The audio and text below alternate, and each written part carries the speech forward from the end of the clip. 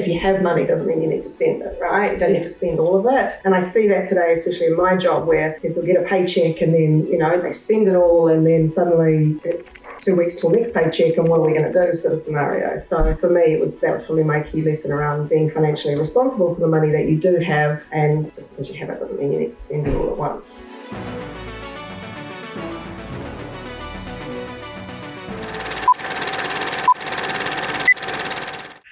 So I'm really interested to hear how you would define wealth. Okay, that's a good question. For different people, it's what success looks like, right? And so for some people I know, for some people success looks like having a really stable family and so forth. And with that is obviously financial opportunities through that.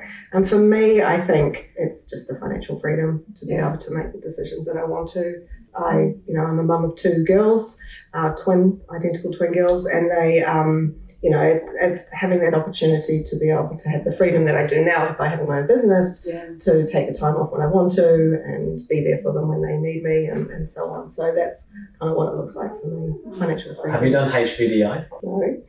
No. You haven't? No.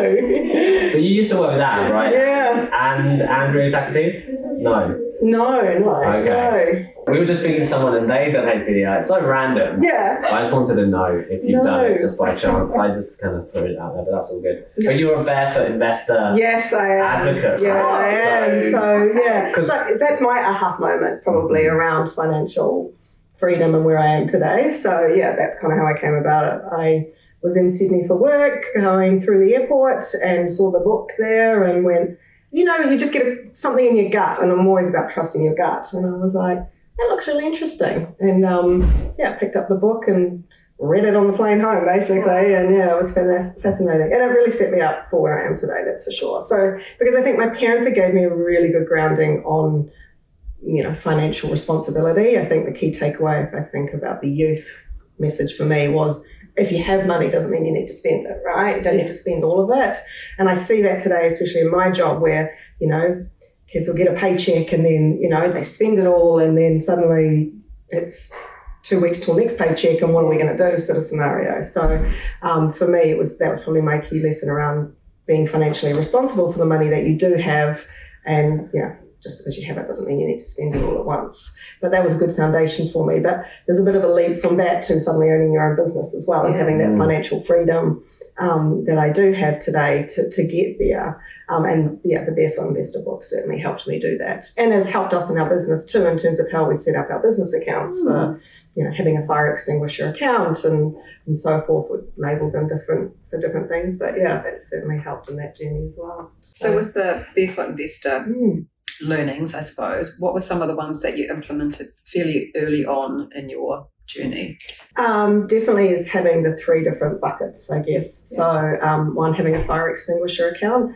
And I had some money set aside, but realised, you need at least 3 months as a bit of a good grounding to, 3 months of salary. Yeah, 3 months of salary to be a bit more secure in what may or could happen as a starting point, I should say. So. And do you use term deposits for that? It's some of it's in term deposit and some of it's in shares. Yeah. So I've got my 3 months grounding there, and then I've invested some into shares as well, which I'll withdraw if I need to, or happy with where it is and pull it out. But so it was that one, and then setting up, I guess I call it my happy account, but that's because I love to travel. And so for me, that was putting a certain part of my salary aside for that as well, so that could travel and do the things that I enjoy doing. Other people will use it because they want to buy their dream car or whatever it might be. For me, traveling's a big thing. That's what I've always loved doing, and that's my happy thing. So so those were the 2 accounts, and then obviously your everyday account for everything. Yeah, basically. Food, water, bills, mortgage, that sort of stuff. So that was kind of how I split it up, and I made sure that 15% went here and 15% where, and 5 or whatever it might have been. And then if there was another, I then ended up spending another account, which was just more the luxury things of, because you have your everyday bills that you need to pay, and you need to make sure you've got money for that, but you also like to go out for a nice dinner now and then. So, and so that was the 4th account I ended up. And then you applied that to your business. Yeah, pretty much, Because it's the same thing. It is, absolutely. We think of all these things as different. Yeah. And actually, we kind of put more onus almost on business. Yeah. It's like, let's just take that level of seriousness for the business and just apply that to our households. Yeah. Because it's the same thing. And also, you know, if any specific people are listening, it also applies to governments too. Yes.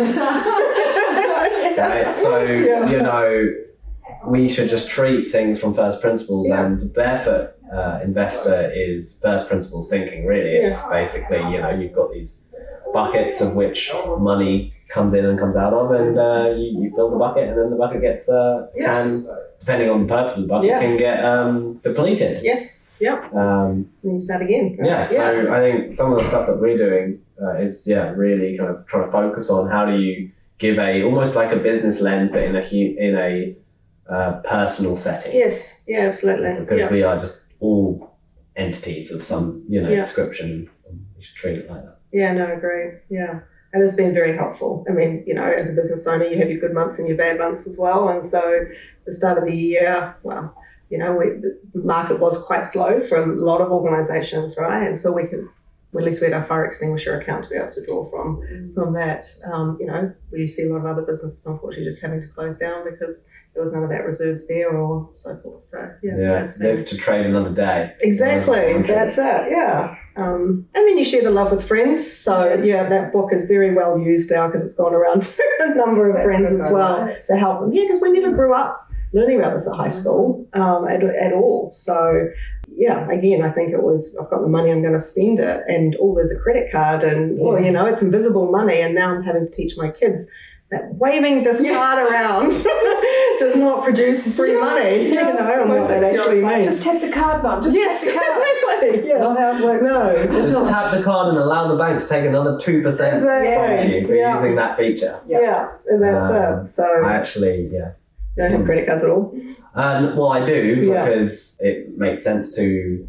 Well, actually, it is actually just the card that I've had since I needed it. Yeah. And now I don't need it, but I use it. Yeah. And then I, obviously get rid of it. Yeah. The PayWave thing, I actually am more annoyed about. Oh, same. I'm starting to get annoyed about it. So I'm like looking at those dollars, and I'm like, that is so much. Like, we complain about like management fees I guess I do. I kind of rant about management fees a little bit, and the cost of financial services, and actually management fees versus like the surcharge on your credit card and PayWave is absolutely absurd. Yeah. And we should just boycott PayWaving. Yeah. Like, don't do it. I'm all for that.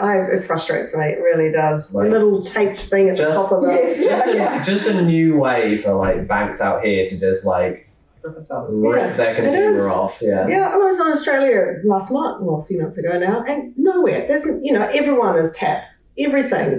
Their transport. You tap on the train, off the train using your own bank account. They don't get charged. It's like, it drives me insane. So, I'm with you on the boycott. I only just started to realise. I'm one of those annoying people that puts the card in and puts my PIN in, because I'm like, you're not taking money out of my account to charge for this service. Maybe eccuity will make a card that's just free PayWave. There you go. Yeah, that'd be great. When you're doing your tapping with your phone, you get surcharged. Yeah, it's a PayWave. Yeah. Gross. All right. As far as I understand. Yeah. Yes. I was annoyed because I was paying for parking, I think yesterday, and putting the card in was jammed.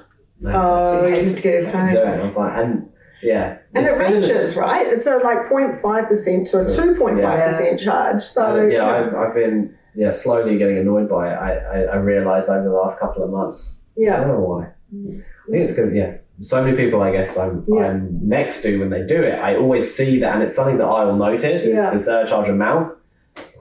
That's reasonable. Yeah, it is. Especially, like, again, big traveller, right? Air New Zealand charge you for it. And that frustrates me, because I'm like, and I'm sure there'll be a commercial reason why, but it's like, really? When you're paying for 3 flights or whatever it might be, that gets quite costly. So, and there is no alternative to that. It's, or easy alternative. Yeah. So, yeah. And so, how did you, or what drove you to go, right, with your business partner? Yeah. We're going to do this. Yeah. No, good question. Let's do that. Yeah. Yeah, it was a journey, that's for sure. So Vanessa and I, we worked together quite a few years ago, and We used to, it's a thing in HR, and I'm sure in lots of professions it would be the same for a plumber and a builder and that, got a friend of a friend who just wants some free HR advice or, sort of thing. Yeah. And we'd made a joke one day when we were in the office together about, imagine if we actually got paid to do this, and that's where it sort of stormed from, basically. And it sort of percolated away for us for a few years,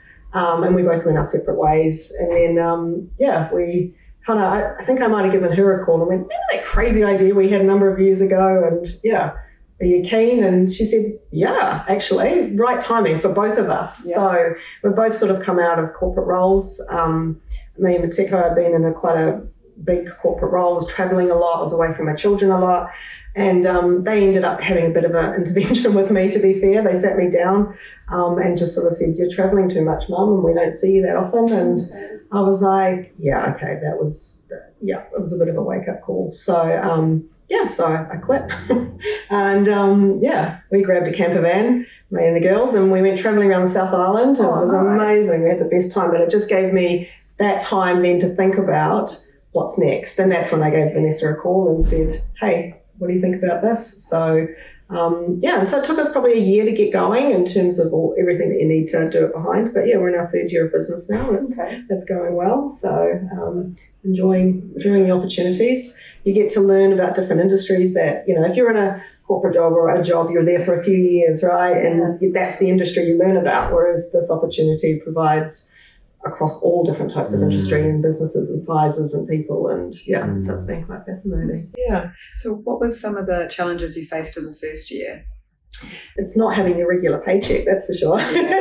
So that's always interesting, right? And again, being a single mum, I was like, oh, what's this going to look like? So having those reserves in my back pocket from applying the Barefoot Investor, but I think you call it first principles, which I like. That really helped because that was, the fallback if needed. So, and the first year was certainly just getting out there and, both Vanessa and I had worked in a lot of corporate, so we had a lot of corporate connections, but where we see the gap is the small to medium businesses where they don't need a full-time HR person, but they need some sort of HR support. And that was an area we hadn't played in before for either of us. So getting our name and our brand out there to the sort of organisation was probably the biggest challenge for us. Yeah. So how did you go about building that network then? Lots of meeting and talking and coffees and catch-ups and and then when we again had, we'd invest in the business, do some Google ads and so forth as well. But I think Vanessa did some stats for us recently, actually, because she's a much better numbers person than I am. I think we're sitting about 86% of our is referrals, basically. That's where we get the majority of our business from. Yeah, so it's really great. So you stopped all the Google ad stuff? We did last year, because we were just getting the right referrals that we needed. Did you know that 40 cents on the dollar of every startup goes to either Amazon, Facebook, Google, or Microsoft? No, I did not know that. 40 cents to the dollar. Wow. That's amazing. Just a little stat. Yeah, it's only 50%. Gosh. I know. So when a startup is funded, most of it currently drives through to those platforms. That because startups, especially if they're in the venture, so that may not apply so much to small businesses, but it does actually for small businesses that are like e-commerce, because everything goes into the ad, right? So it's an ad machine. And the good thing about certain businesses is that we're moving away, like to referrals or through organic content like we're doing here. And that's great because you have to rely on obviously kind of strong relationships. Yeah, definitely. But also you're not beholden to Facebook or Google. I remember my wife, she's actually an artist, but she runs an e-commerce site as a part of it. And I remember when Facebook went down a couple of years ago, and they lost all of their revenue instantly. Really? Well, I mean, her business is, she is an artist. At the time she was doing those embroidered jackets, like custom jackets. Oh, nice, yeah. But now she's kind of in about 5 galleries or something and got some stuff overseas in America and kind of focused on that, not the e-commerce side. But it was just interesting. I observed when the site went down, the revenue disappeared.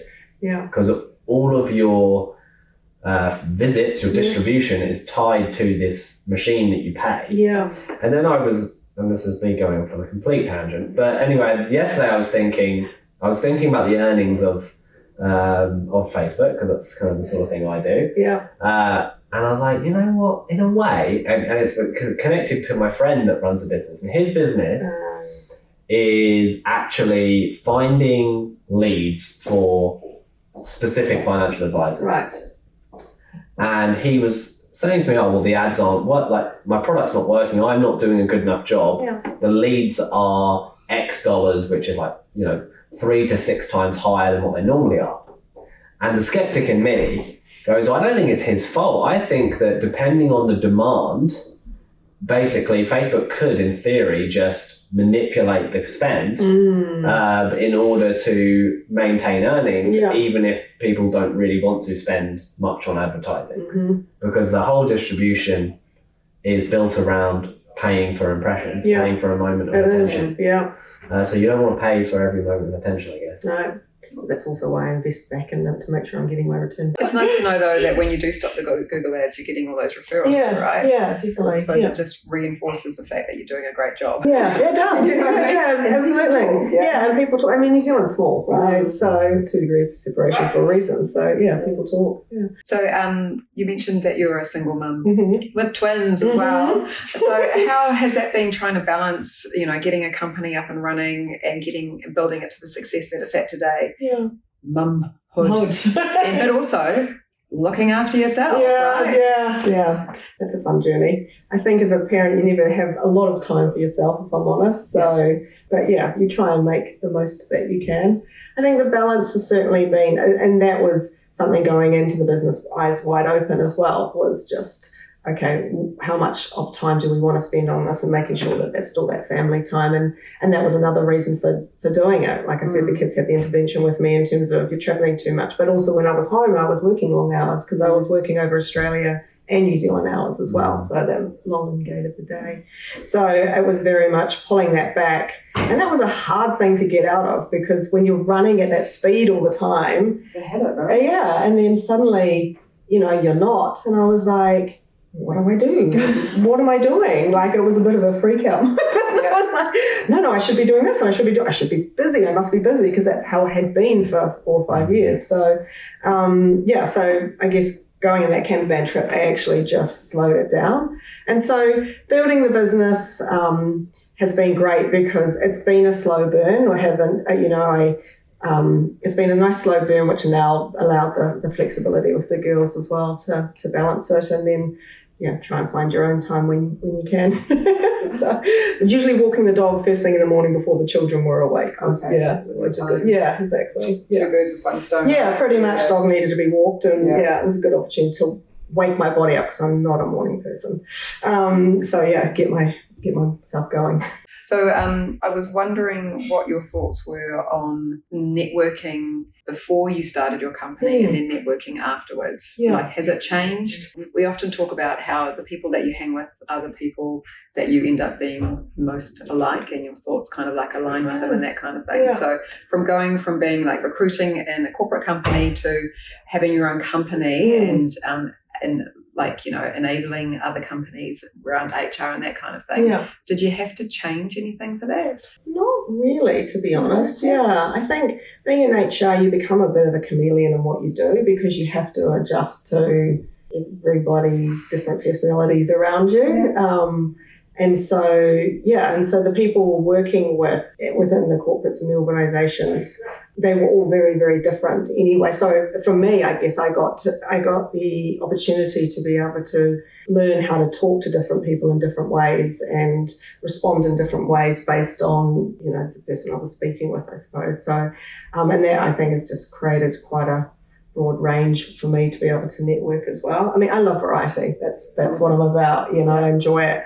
When I was reflecting, someone was asking me, what did I study at university to do what I am? I was like, well, I started off studying Japanese, and then I moved into international business, because international business for me had the variety that I was looking for in what I was doing. Whereas, I love Japan and Japanese, and that was my passion, my hobby, I guess you could say. But it's not going to get me to where I wanted to go unless I wanted to be a translator and interpreter. but that's not where I want it to go. So for me, it was all about variety. And so I enjoy talking to a range of people and therefore networking with a range of people across all walks of life, really. Yeah. So it hasn't really changed, no, sorry. That's right. This is your experience, right? Yeah, exactly. Yeah. So like HR, I suppose, has had an interesting kind of up and down along with businesses through New Zealand in the post-COVID years. Definitely. There was the mass exodus within some companies because they just couldn't afford to keep people on, the mass hiring, and everything in between. So true. So how do you,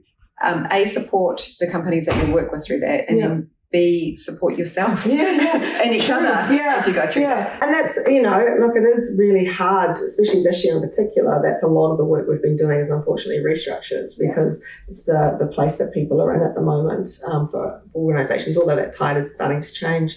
It can be kind of soul-sucking because, it's not anyone's fault when you come to a restructure, right? Like if, from an HR perspective, if someone's done something naughty, then, obviously there's going to be a disciplinary process around that. But from a restructure, it's the industry, it's the environment, it's the change of business direction. So it's a sense of loss of control for people, and that's always really hard, right? Because we always want to be in control of where our direction is going. So for that, that's where it's been great to have a business partner where, you're there to talk to each other and what we call go below the line for a few minutes where you just need to get it out of your system and then you come back up above the line and you're all, swan-like again. So, So, and it's just finding that balance between it. And so then it's really refreshing when some of our clients are like, hey, we need to hire 8 people, quickly. We're like, awesome, that's so great, that's so good. Okay, what are we going to wrap around that? What are we going to do, sort of thing? And I guess, and as well, because Vanessa and I are generalists in HR, we can do anything. So around HR. So during COVID times, it was supporting organisations. How do we keep employee engagement up, right? Yes. Because everyone's at home and you're isolated, and especially, so where are at-risk people who are home alone as well? There's no family surrounding them or no flatmates or whatever it might be. So what are the activities we're doing to help support that engagement, and where are the areas we need to watch out for and things like that as well? So, the last 3 or 4 years has been a journey. at the moment, I think it's the big discussion of trying to get everyone back into the office, and that's policy. And it's like, I'm very much about hybrid working is the way to be. And you keep trying to fight that battle, it's going to end up the wrong way. But, I kind of always like I told you so moment where, before COVID, it was like, no, everyone must be in the office because, that's the only way we can work. And yet suddenly we all had to work from home and businesses still ran perfectly fine. Yes. So, in some instances, I think they actually ran better. Do you know what I mean? Definitely, yeah. And so I think the research, especially when I was looking at some last year in particular, was, before COVID, we had people coming into the office to do their job. And then they would do team meetings or team drinks and all that as the social connection outside of work. Where that has certainly flipped now, where people come to work for the social connection and they actually do their work at home. And there's quite a bit of stats around that now to show the difference. Yeah. Have you found that over that kind of last, say, 3-4 years, the business that you've worked with, because there's been such a change within that state, that they've had to become more emotionally savvy around their employees because of the ups and downs and people respond differently? And with the companies that you work with, is there offerings in the HR kind of environment to help business owners support their people in that aspect? Definitely. And it's so important too, right? I think, because it has been an absolute roller coaster for everybody on this journey. None of us have experienced anything like this before, right? And even as a parent, trying to explain that to your children as well, suddenly they can go to school, now they can't go to school, now you can, but only on these set days and so on and so on. So that in itself has been a journey. So, as someone who's helping support, especially the small to medium organisations, a lot of them are business owners as well. So trying to support them and then their people and what can we do and how do we support it. But also just seeing the lateness of some of the emotion that's happening now. I think about, the last 5 years we've had COVID, we've had natural disasters, and now we've had a recession. And so, that's a lot for people in 5 years to experience if you're a business owner or an employee. So it's having that emotional intelligence and that EQ to help support people. And so I think for us, it's in our roles at the moment, particularly this year, because we're seeing a lot of that behaviour play through for a lot of people where it's just become too much. COVID, natural disasters, now recession. Well, it's compounding, and these things are cyclical, so they actually feed off each other and kind of reflexively create themselves from. Yeah. So where's the positivity, right? And so supporting your business owners to manage their feelings and their emotions and their sales, but also helping support them to support their people too. So, yeah. I mean, and it's not obviously all up to companies to have that responsibility to do, but they do play a part in that in a wider community sense. Colour HR is, your business and your company. Yeah. Outside of that, what are you doing to actively build your wealth at the moment? Investing in shares probably, and have an investment property too. So, those are probably the two main things, to do or focus on for myself. I mean, I only invest in money that I can afford to lose. That's kind of my rule as well. So, so that's kind of what that's such an important part of it. And you go through that with the Barefoot Investor. Yeah. And we need to show you the product that we've been working on and go through the consultation. Yes, we do. Although I don't think you need it, but no. I think it'll be I'm always. It's the ongoing after, right? Which is the cool thing. But like treating investing and what we're now starting to kind of call internally in our company of people being investment ready. Yes.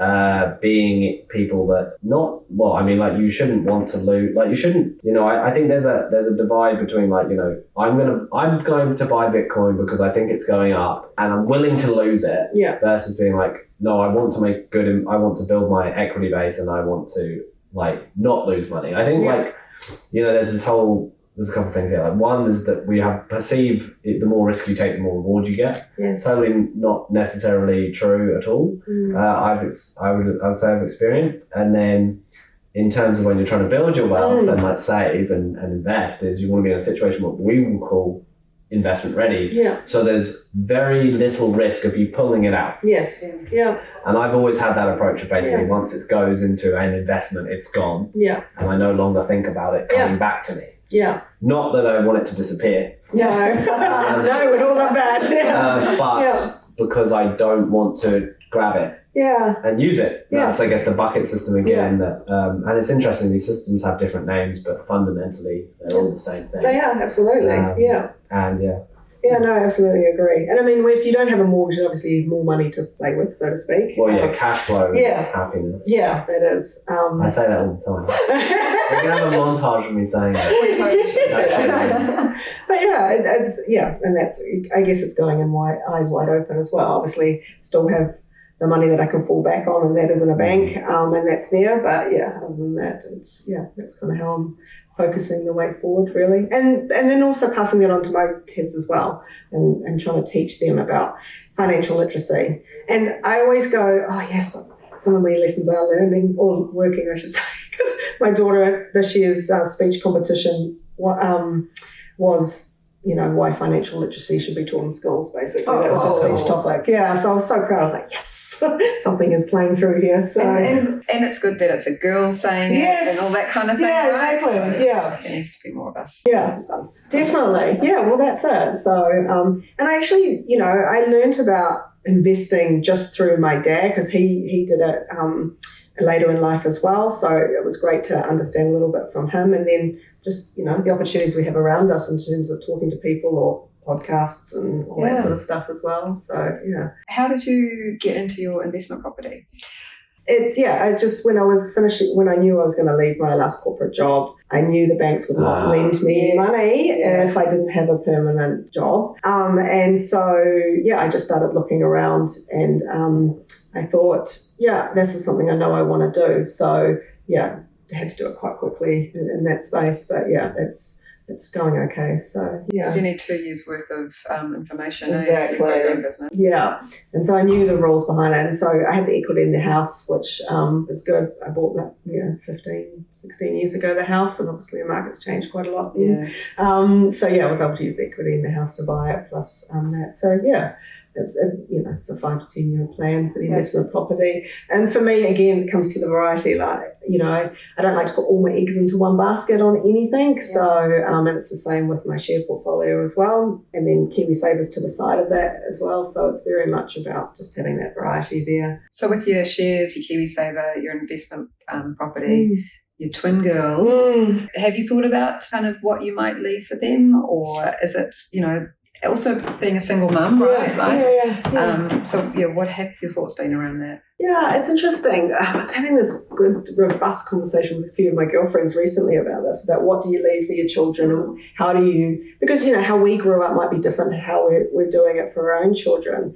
And how much do you give them to set them up for success versus how much do they need as well. And that was a really good discussion, I must say. And it got me thinking about what that looks like, because initially I was like, oh, just, they'll have the house when I leave. But I'm like, is that being over generous? And so, to be honest, I haven't quite figured out the answer to that question. What I do know is probably what the foundations my parents gave me in terms of helping set me up, and then I've got a brother and sister, younger brother and sister, and helping set ourselves up.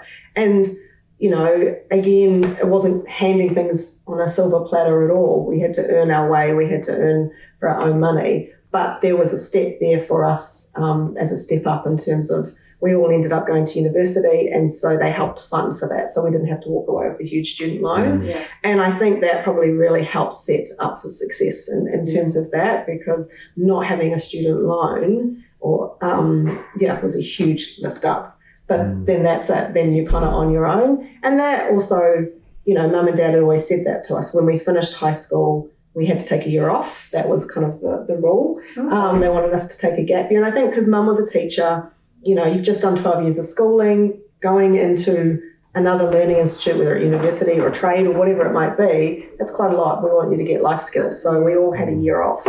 And you could work in that time, or you can volunteer, whatever it may be. We all ended up, me and my siblings, student exchange actually. Oh, cool. Yeah, which was amazing, because again, it just gave you much more exposure to different cultures, different ways of life, so on and so on. So I went to Japan, my sister went to Germany, my brother went to Canada, and we had that year to kind of grow up a little bit too, right? Because suddenly you're at a home and not with your parents, not to fall back on. Kind of got to make your own decisions, and you'll learn from some of those decisions pretty quickly because they were the wrong decision to make. But it was kind of hard when I was certainly there. There was no internet when I was living overseas, showing my age here, so if I wanted to communicate with my parents, I'd have to call them, and that was an international toll call. So it was usually faxing because that was cheaper. How can you remember fax machines? That sort of stuff. So I haven't quite figured out what I'm going to set them up for, but I see what my parents have done, and I see that as potentially a good way Because it's not, like we said, it's not just about the finance or the money that you leave behind. The fact that your daughter went to school and talked about financial literacy in her speech, that is a life skill, right? Yeah, exactly. Your parents enabled you to go and get some life experience at the sprightly age of 18. Yes. Those are all things that are irreplaceable, right? Yeah, absolutely. I think it's a really good way to start. Yeah, that is, right? That's where we springboard them from. Yeah. I mean, when we went and did the South Island trip in the camper van for that month, again, the speech topic, same daughter actually, was why life lessons should be taught, why life lessons are better than classroom lessons. Mm-hmm. That was a very controversial topic. Yeah. And it was fantastic, and she went all the way to win it because, she learned so much in that time that we were there. She learned about climate change, and because she could stand in front of Franz Josef Glacier and see it, and see what's happened there. But so that sort of stuff was fascinating for her. So it's those sort of, I guess, life lessons. Perhaps that's probably more that I want to teach them. They're 14 now. They're definitely coming to that age where mum's not cool anymore. We had Halloween last night, which was fantastic. We had a good time, and we did Halloween big in the household, and we all got dressed up, but all their friends came over and off they went. I know I've only got a little bit more time left with them to get those foundations in before they're out. Right. So it's just trying to cram as much in as possible that they'll listen as well. It is. So. I think it's quite interesting because in the last episode that we just recorded, we were talking about, so I'm interjecting with there's two things that I've been mulling on while you've been telling your story, which is cool. Okay, so first thing I'll do, because it's quicker, is we should think about things your KiwiSaver and your shares are probably the same, right? And your investment property and your property are probably the same. They're probably correlated. Yeah. And actually, your investment property, your KiwiSaver and your shares are probably all correlated. Yeah. That was just a random interjection that I was thinking about. I was like, and how do you try and provide that less fragility Yes. in your portfolio? And are there ways to do it? And how do you do that? Yeah. It would actually be quite nice if they were counterbalanced. Yes. And that used to be the case with bonds. And I'm not going to start. Bonds. I'm not going to start drudging on about bonds. But obviously, it used to be the case that when stocks did really poorly, interest rates would drop and bonds would do really well. And that's why there used to be a 60-40 portfolio. But then obviously we messed up money and what value of assets actually means during COVID because we injected lots of liquidity, and we're still trying to muddle our way through that, and we might muddle through that for the next 10 years. Yeah. Anyway, I'll stop on that, and I want to talk about bonds. Bonds I haven't heard discussed for a while actually. Well, so in this environment, I would typically, I'm a big history buff and cycles buff, and basically everything that I thought I knew about cycles has been completely challenged by this recent environment. And my typical playbook, which I have spent the last 2 years wanting to do but not executing on, is because at this late stage of a cycle, I would typically go, well, I just want a shit ton of long duration bonds. Yeah. And as soon as we get the official announcement of the recession that's already happened, by the way, then long duration would do really well. Yeah. But the problem is the bond market is a free market just like the stock market. Yeah. So if the US, we actually had it a couple of years ago in the UK where the Prime Minister lady came in and she tried to basically stimulate the UK. Yes. And then the bond market, which is a free market, basically said no.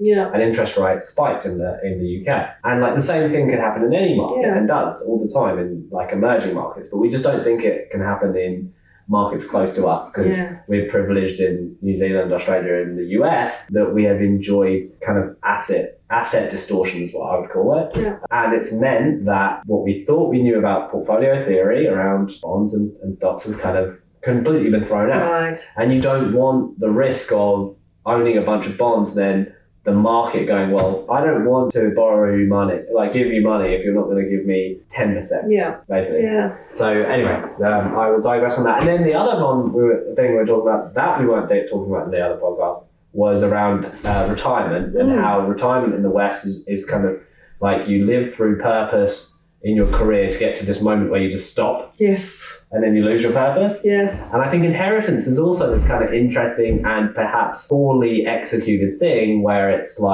hey, I'm going to live, and then when I die, I'm going to give you some resource that you're then going to springboard you on. But if I have a really long life, you might be really old too. Yes, exactly. Yeah. So it's and I like what your parents do with you and what you're probably thinking of replicating with your kids is that, and I think we've talked about it on separate episodes, is that foundation piece. Yeah. And also potentially how do you create a family office? Yes. So that and why is family office only available for the super wealthy that can hire Deloitte as their accountant and then structure something when actually structuring your own personal or family office can be done. And by the way, you can use LLMs and Google to learn a lot about structuring and estate planning. That's something we don't do in New Zealand.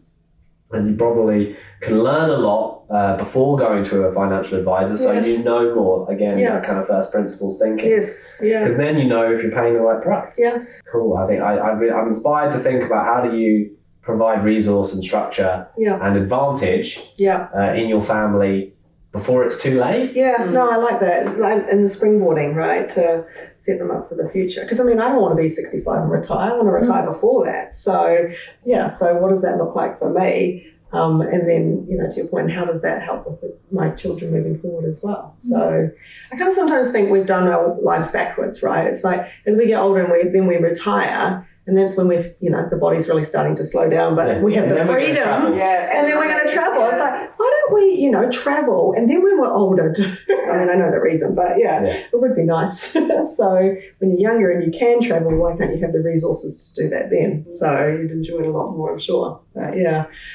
because otherwise, and then you'd have probably a bigger purpose as well as you move forward. But I think even in what I do within HR as well, you see that. In a workforce in an organisation now, we've got 5 different generations here, right? And that's the first time we've had that. And it's because we've got people over 65 who actually don't want to retire. So there's a lot of companies that have people 65, 70, 75 in their organisation. They don't want to retire because either They just don't know what that purpose looks like for them, or they haven't quite financially ready for worked it out. Yeah, exactly. So you've got that, and then you've got the new generation entering. The company really wants to get rid of them. How do we become 75 and still employable and still people wanting to employ us if that's what we want, right? Yeah. Well, but also really hard if you don't run the business. Yeah, but also for some companies, that 75-year-old might hold a specialist skill set that actually in a small country like New Zealand, we do not have anywhere else. And so you do need that. So there's so many variable factors in there too. Working with one client at the moment, and that is actually the case, right? There's that skill set is just not available in New Zealand unless it's at this age. So how do we get that person to help groom and grow someone else to get to that? It sounds like they need a bit of a transformation in there. Well, that too, right? Yeah, definitely. So I find it really fascinating at the moment in a company where you've got 19, 20-year-olds and 65, 70-year-olds and, everything that's in between. Oh, yeah. Team dynamics are amazingly fun. You're welcome. Thank you for having me, and I've enjoyed the conversation.